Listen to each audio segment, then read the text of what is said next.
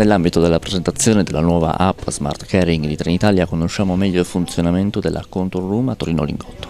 Questo è il cuore pulsante, si chiama Control Room proprio perché è il punto della regia che gestisce tutta la circolazione dei treni. Parliamo di quasi 800 treni al giorno per una postazione che è presenziata H24.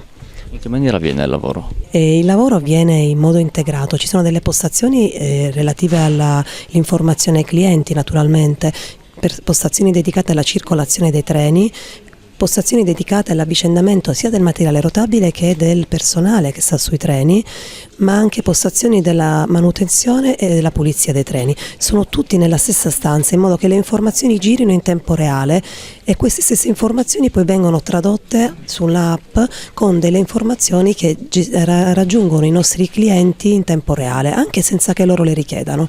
Cosa viene visualizzato sui monitor? Sui monitor vengono visualizzate le informazioni, treno per esempio in partenza alle ore o treno scalettato o con ritardo per problemi di circolazione, quindi le persone riescono a organizzarsi il viaggio di conseguenza alle informazioni che hanno, non devono arrivare in stazione e scoprire cosa succede, lo sanno già a casa. Quante sono le persone impegnate in questa Control Room? Le postazioni sono 16, quindi per essere avvicendate nelle 24 ore sono tante le persone che abbiamo formato in questi mesi e devono essere formate sia dal punto di vista tecnico che dal punto di vista abilità a trasmettersi le informazioni in tempo reale e condividerle anche con la parte del gestore dell'infrastruttura che chiaramente ci dà il via per la circolazione dei treni. Come è cambiato nel tempo il ruolo di questa Control Room?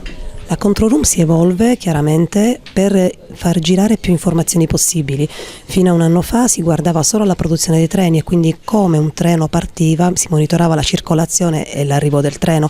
Oggi abbiamo le postazioni di pulizia, per esempio, che è di manutenzione, per cui se un treno per esempio arriva e a un certo orario si decide di utilizzarlo per fare un altro treno commerciale, si decide con una squadra di attacco dove arriva il treno per mandare sia la squadra di pulizia che quella di manutenzione per fare le brevi operazioni prima che un treno riparta.